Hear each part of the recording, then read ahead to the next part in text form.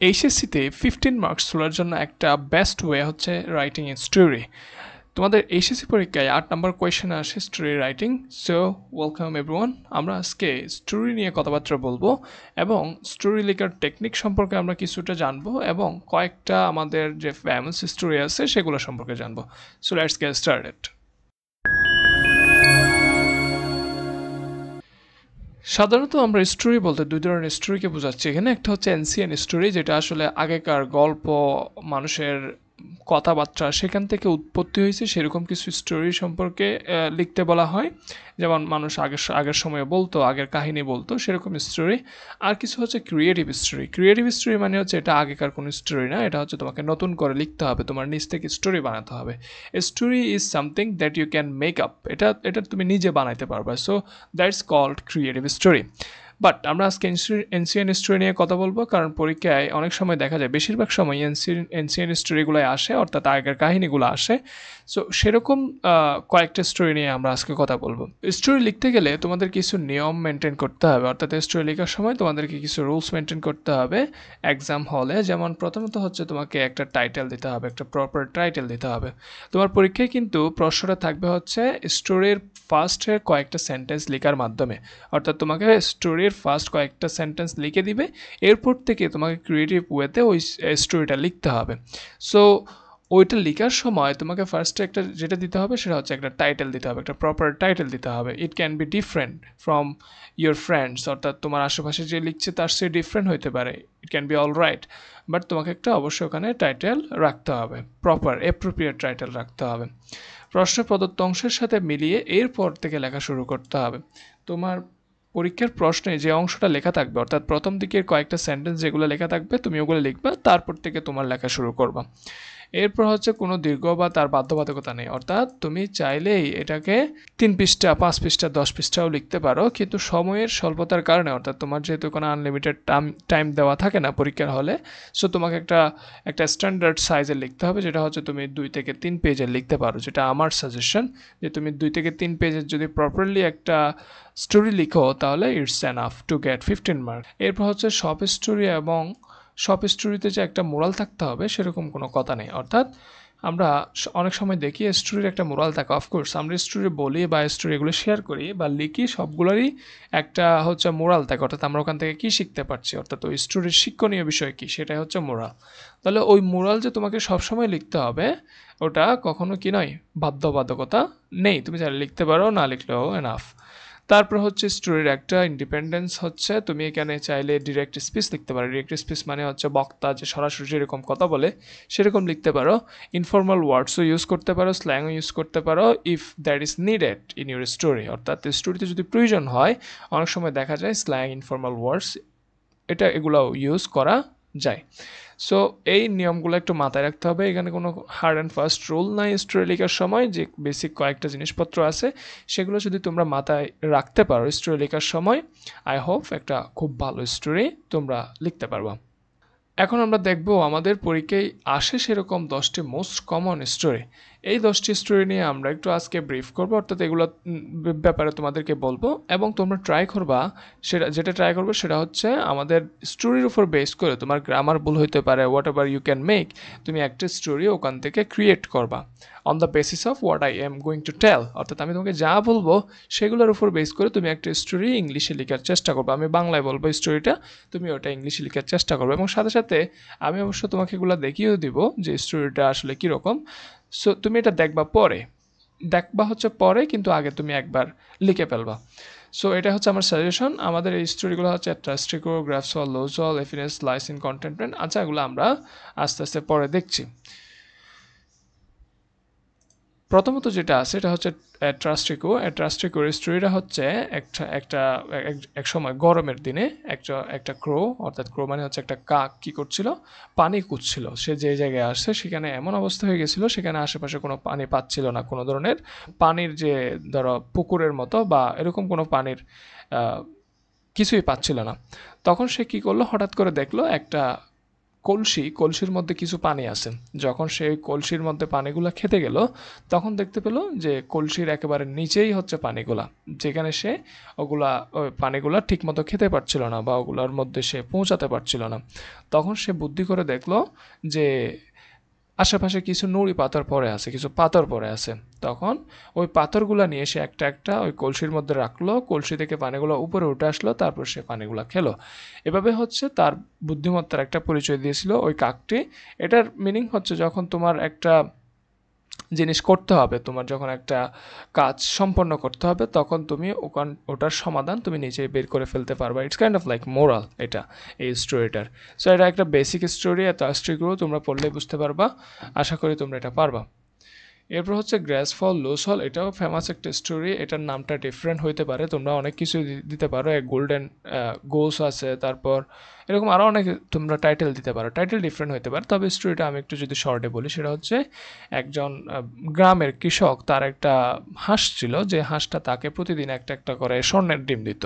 স্বর্ণের ডিম পেয়ে তো ওই ফার্মার খুবই খুশি, সে অনেক ধনী হয়ে যাচ্ছে। কিন্তু ওই ফার্মার ছিল একটু লুবি টাইপের। তখন সে কী করলো, যে চিন্তা করলো যে আমাকে যেহেতু প্রতিদিন একটা একটা করে ডিম দিচ্ছে, আমি একটা একটা করে কেন নিব, আমি চাইলে তো ওর কাছ থেকে সবগুলো ডিম একসাথে নিয়ে নিতে পারি। সেটা চিন্তা করে সে ওই হাঁসটাকে জবাই করে দিল। ফ্যাটটা চিরে দেখতেছে, ওখানে কোনো ধরনের গোল্ডেন এগ কিছুই নেই। তখন সে মাথায় হাত দিয়ে বলল, হাই হাই, আমি তো আগে একটা করে ডিম পেতাম, সেটাও তো এখন পাবো না, কারণ আমি তো হাঁসটাকে জবাই করে ফেলছি, মেরে ফেলছি। সো এটার মাধ্যমে সে যখন বেশি পাইতে চাইলো, সব কিছু সে একসাথে পেতে চাইলো, সে সব কিছুই হারিয়ে ফেললো। এটা ওই যে অতি লোভে তাঁতি নষ্ট, সেরকম একটা বিষয় আর কি। তারপর হচ্ছে হ্যাপিনেস লাইস ইন কন্টেন্টমেন্ট, এটাও একটা তোমরা ডিফারেন্ট এখানে হেডলাইন বা টাইটেল দিতে পারো। তবে মেইন স্টোরিটা হচ্ছে একসময় একটা শহরে একটা মুচি বসবাস করত, কভলার বলা হয় মুচিকে। ওই মুচি বসবাস করতো এবং তার কাছে প্রতিদিন একটা ব্যাংকার, তার একজন বিশাল ধনী একজন ব্যাংকার তার কাছে আসতো জুতা পরিষ্কার করার জন্য, এবং সে থাকতো তার পাশাপাশি থাকতো, এবং ওখান থেকে সে জুতা পরিষ্কার করার জন্য তার বা মুচির কাছে আসতো। তো এখন মুচি সবসময় হাসি খুশিতে থাকতো, সে যা ইনকাম করতো সেগুলো নিয়ে সে খুব খুশি ছিল। কিন্তু ওয়েলদি ব্যাংকার, যার প্রচুর টাকা পয়সা, সে কিন্তু অনেক চিন্তা ভাবনায় থাকতো, সবসময় টাকা পয়সা নিয়ে চিন্তা করতো, ব্যাংক নিয়ে চিন্তা করতো। সো সে কিন্তু স্বাভাবিকভাবেই খুশি ছিল না তার জীবন নিয়ে। কিন্তু ব্যাংকার চিন্তা করলো, এই একজন মুচি, সে কতটা টাকা কামায়, ইনকাম করে, কিন্তু সে এত খুশি কেন? সে একদিন জিজ্ঞেস করলো যে তোমার এত খুশি কেন, তোমার এত সুখ কেন? তখন এই জিনিসটা পরীক্ষা করার জন্য ব্যাংকার কী করলো, তাকে কিছু টাকা দিল। বলা হচ্ছে তাকে এক বস্তা বা এক থলে টাকা দেওয়া হলো, বা এরকম সম্পদ, গোল্ডস কয়েন, এরকম সম্পদের পরিমাণ কিছু দেওয়া হলো। তো এখন এটা অনেক সময় টাকা বলে, কেউ কেউ গোল্ড কয়েন বলে। সো ব্যাপারটা হচ্ছে তাকে কিছু এরকম মনে করো আমরা যে গোল্ড কয়েন দিছিল। এখন গোল্ড কয়েনগুলো নিয়ে সে বাসায় গেল, যে মুচি, সে বাসায় গেল। এখন গিয়ে তো সে খুব মহা টেনশনে। তার যে আগে সুখের ঘুম হইতো, যে চিন্তামুক্ত থেকে সে ঘুমাতো, সেই ঘুমটা তার আর হচ্ছে না। সে খুবই টেনশনে পড়ে গেছে যে গোল্ড কয়েনগুলো কোথায় রাখবে। এখন ওই টেনশনে তার ওই দিন আর কোনো ঘুম হয় নাই। সে সকালে উঠে চিন্তা করলো, এই আমার সুখ ছিন্ন করে নেওয়া যাওয়ার মেইন কারণ হচ্ছে এই যে গোল্ড কয়েনগুলা বা এই সম্পদগুলা। সেজন্য সে ব্যাংকারকে ডেকে তার যে গোল্ড কয়েনগুলা সে গিফট আকারে দিছিল, সেগুলো সে আবার ফেরত দিয়ে দিল। তারপর সে ব্যাংকার কী করলো, টাকাগুলো ফেরত নিল এবং বুঝতে পারলো যে সম্পদের মধ্যে সুখ আসলে নেই। অর্থাৎ তোমার যে সম্পদ থাকলে সুখী হবে, সেটাই যে সব সময় হবে সেটা এরকম না। তোমার খুশি হওয়ার জন্য সম্পদ থাকতেও পারে, নাও থাকতে পারে, কিন্তু সম্পদ থাকার জন্য যে সম্পদ থাকলে যে তুমি সুখী হইতে পারবে, সেটা কখনোই হয় না। আরেকটা ফেমাস স্টোরি হচ্ছে a cunning fox and a foolish crow, একটা যে ধূর্ত শেয়াল, অর্থাৎ খুবই চালাক চতুর একটা শেয়ালের সাথে আর একটা বোকাশোকা একটা কাকের একটা গল্প। যে এক সময় কী হয়েছিল, একটা কাক ও একটা মাংস, তার টুটে একটা মাংস নিয়ে একটা গাছে বসলো, যে ওখান থেকে বসে বসে সে খাবে। কিন্তু নিচ থেকে একটা খুবই চালাক একটা কী করলো, শেয়াল, সে নিচ থেকে যাচ্ছিল। ওটা যখন দেখলো যে কাকটি মাংস খাওয়ার জন্য প্রস্তুতি নিচ্ছে, তখন সে চালাকি করে চিন্তা করলো যে ওটা কিভাবে খাওয়া যায়। এটা চিন্তা করতে করতে সে কাককে ডেকে বলল যে, কাক, তোমার গলা তো এত সুন্দর, তুমি কি আমাকে একটা গান শোনাতে পারবে? সেরকম বলে তাকে তোষামোদি করা শুরু করলো। তোষামোদ করতে করতে কাক তো পুরোপুরি উল্টে গেছে, যে বলতেছে আমার গলা এত সুন্দর, সে এত প্রশংসা করছে, তাকে একটা গান শোনায়। গান শোনায় বলে যখন কা করে ডাক দেওয়া স্টার্ট করলো, মুখটা খুললো, তার মাংসটা নিচে পড়ে গেল। তারপর শিয়াল কী করছে, মাংসটা নিয়ে খেয়ে ফেললো। এটার মাধ্যমে শিয়াল তার বোকামি, তার যে কাক তার বোকামিটা বুঝতে পারলো এবং শিয়ালটি মাংসটি নিয়ে চলে গেল। এটা একটা স্টোরি, তো এটা মনে রাখবা। এটাকে আমরা একটা টাইটেল দিলাম কি, have cunning fox and a foolish crow. তুমি অন্য কোনো কিছু দিতে পারো, কোনো মোরাল বা থিম এরকম কোনো কিছু এই স্টোরি দিতে পারো। তারপর হচ্ছে অ্যান আন্ট অ্যান্ড এ ডাব। অ্যান আন্ট অ্যান্ড এ ডাব, এটা হচ্ছে একটা পিঁপড়া এবং একটা ঘুঘু পাখির গল্প। একটা পিঁপড়া এবং ঘুঘু পাখির গল্প। একসময়টা কী হয়েছিল, একটা পিঁপড়া পানিতে ডুবে যাচ্ছিল। তখন যে ঘুঘু পাখিটি যখন দেখলো যে একটা পিঁপড়া পানিতে ডুবে যাচ্ছে, তখন সে একটা পাতা দেওয়ার মাধ্যমে তাকে সাহায্য করছিল, ওই যে মৃত্যুর হাত থেকে তাকে বাঁচিয়েছিল। এরপর আরেকদিন এটার পরে দেখা গেল কি, ওই ঘুঘু পাখিকে একটা শিকারি শিকার করার জন্য প্রস্তুতি নিচ্ছিল। তখন পিঁপড়াটি বুঝতে পেরে বিষয়টা, ওই শিকারির পায়ের কাছে গিয়ে ওকে একটা কামড় দিয়ে দিল। এর মাধ্যমে তার যে একটা শিকার ছিল ওই ঘুঘু পাখিটি, তখন শিকারটা মিস হয়ে গেল। এটার মাধ্যমে একজন আরেকজনকে বাঁচিয়েছিল। এটা একটা হচ্ছে অ্যান আন্ট অ্যান্ড এ ডাবের স্টোরি। তোমরা এখান থেকে একটা স্টোরি নিজে নিজে লিখতে পারো। এটা খুবই ইজি একটা জিনিস, তোমরা নিজে বানিয়ে লিখতে পারো। তবে মেইন কনসেপ্টটা হচ্ছে এই যেটা বললাম, এটা মাথায় রাখতে হবে। এনসিএন স্টোরির ক্ষেত্রে তোমাদের মেইন কনসেপ্টটা থাকতে হবে। তুমি চাইলে নতুন করে একটা এনসিএন স্টোরি বানাইতে পারো না, লোক মুখে যেটা আসলে বলা আছে সেটা লেখাই ভালো। বানাইতে পারো না সেরকম না, তুমি লিখতে পারো, কিন্তু লোক মুখে যেটা শোনা আসছে সেটাই হচ্ছে তোমার লেখার ওখানে কথা, তুমি ওটা লিখতে পারো। এরপর এলায়ার কাউবয়, এটা তোমরা হয়তো অনেকেই জানো যে এলায়ার কাউবয় একটা ছেলে যে মেষ চালক বলে, অথবা ছাগল, আমাদের এখানে যে রাখাল বালক, সে কি চড়াতো, মেষ চড়াতো, এই যে শিপ ভেড়া ওগুলা চড়াতো। তো এখন ওর তো কোনো কাজ নাই, এ খালি কি করতো, মাথায় উল্টাপাল্টা চিন্তা করতো, যে মানুষের সাথে কিভাবে দুষ্টামি করা যায় সেরকম চিন্তা করতো। সে হঠাৎ করে কি করতো, ওই যে ভাল্লুক বলে ডাক দিত। তখন আশেপাশের মানুষজন যারা কামারে কাজ করে সবাই মিলে এসে ওই ছেলেটাকে, মানে যে ডাক দিচ্ছে তাকে বাঁচানোর জন্য আসতো। এরকম মানে এসে দেখছে কি, ওই যে ফার্মাররা বা যারা আসছিল তারা দেখতেছে কি, এখানে আসলে কোনো ভাল্লুক বা এরকম ভয়ঙ্কর কোনো কিছু নাই, এই শুধু দুষ্টামি করার জন্য ওদেরকে ডাকটা দিল। তারপর সে হাসাহাসি করতো, মানে যে কাউবয় রাখাল বালক, সে হাসাহাসি করতো, তখন ভিলেজেরা ফেরত যেত। এরকম মানে কয়েকবার হয়েছে। তারপর একদিন সত্যি শিয়াল আসলো। শিয়াল আসার পর যখন ছেলেটি এখন ডাক দেওয়া স্টার্ট করছে, তখন আশেপাশের মানুষজন মনে করলো কি, অত প্রতিদিন ডাক দেয়, এটাই হয়তো আজকেও দুষ্টামি করছে। তারা আর কেউ মানে তাকে বাঁচাতে যায়নি, কারণ তারা মনে করছে এটা আসলে কোনো কিছুই না, সে তার প্রতিদিনের দুষ্টামির মতোই করছে। তখন ওই যে ভাল্লুক এসে তার অনেকগুলো শিপ নিয়ে গেছিল বা মেরে ফেলছিল। এটার মাধ্যমে ছেলেটি বুঝতে পারলো সে আসলে যা করছিল সেটা ঠিক নয়, সে একটা শিক্ষা পেল। তারপর অ্যান অনেস্ট উডকাটার, এটা হচ্ছে আরও একটা ফেমাস স্টোরি। এটা ছোটোখাটো অনেকগুলো বইও দেওয়া আছে। অ্যান অনেস্ট উডকাটার, যে একটা কাটুরি মানে হচ্ছে যারা গাছ কাটে, সেরকম একটা কাটুরি ছিল একটা গ্রামে। সে পাহাড়ে গিয়ে, অর্থাৎ যে বন জঙ্গলে গিয়ে ওখান থেকে গাছ কেটে নিয়ে আসতো। এখন একদিন গাছ কাটতে একটা নদীর ধারে সে গাছ কাটতেছিল। গাছ কাটতে দেখলো যে কি, তার যে লোহার কোড়াল সেটা পড়ে গেল, নদীতে পড়ে গেল। এখন সে তো খুবই টেনশনে যে এটা পড়ে গেল, সে এখন ইনকাম কীভাবে করবে, তার ফ্যামিলি কীভাবে চালাবে। হঠাৎ করে দেখলো যে ওখান থেকে একটা জল পড়ে উঠলো।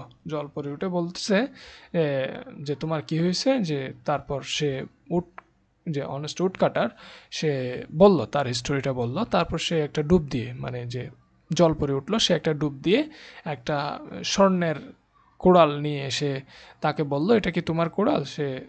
তারপর কাটুরে বলছে, না এটা আমার কোড়াল না। তারপর জল পরে আবার ডুব দিল, ডুব দিয়ে একটা রূপার কোড়াল নিয়ে এসে বলল, এটা কি তোমার কোড়াল? তখন যে কাটুরে সে বলল, না এটাও আমার কোড়াল না। তারপর শেষ পর্যন্ত যখন জল পরে গিয়ে তার লোহার কোড়ালটি, অ্যাকচুয়াল যে কোড়ালটি ছিল সেটা নিয়ে আসলো, সেটা নিয়ে উপরে উঠলো, তখন যে কাটুরে সে বলল, হ্যাঁ এটা আমারটাই হচ্ছে এটা, এই কোড়ালটা। তখন জলপরি খুশি হয়ে তাকে 3টা কোড়ালি, স্বর্ণের রূপার এবং লোহার কোড়ালটি তাকে উপহার দিল। এটার মাধ্যমে সে অনেক বড় লোক হয়ে গেল। এখন এখান থেকে বোঝা গেল তার যে সততা, এই সততার পরিচয়ের মাধ্যমে সে অনেক সম্পদের মালিক হলো। সো এই শেখ সাদিকে ইরানের যে কিং ছিল, রাজা ছিল, তাকে অনেক সময় তার কোর্টে ডাকতো, অর্থাৎ রাজপ্রাসাদে তাকে ডাকা হতো।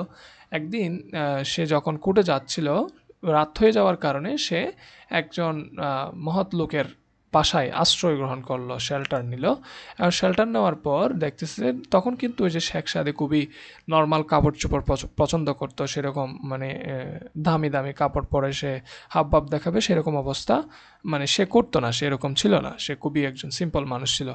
তো এখন ওই নোবেলম্যান এই সিম্পল মানুষটাকে দেখে যে মানে খুবই অর্ডিনারি কাপড় চোপড় দেখে তাকে তেমন সম্মান জানালো না, এবং এটার পর চলে গেল, তাকেও খুবই একটা অবস্থার মধ্যে ফেলে চলে গেল। চলে শেখ সাদি রাজপ্রাসাদে গেল, ওখানে কিছুদিন থাকলো, থাকার পর যখন আবার ফেরত আসছিল তখন আবার সে ওই কি মানুষের বাসায় ঢুকলো।